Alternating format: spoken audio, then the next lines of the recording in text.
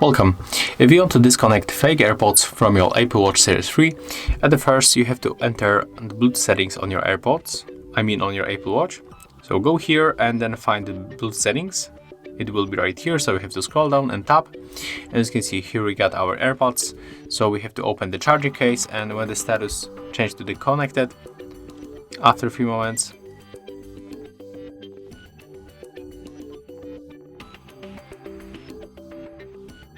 let's close and open one more time. Okay, right now status has changed, so we can simply tap on the information icon, then click to forget the device. Next we have to scroll down, click to forget another time, and as you can see right now they are not connected. Thank you guys for watching, leave thumbs ups, comments and subscribe to our channel. See ya!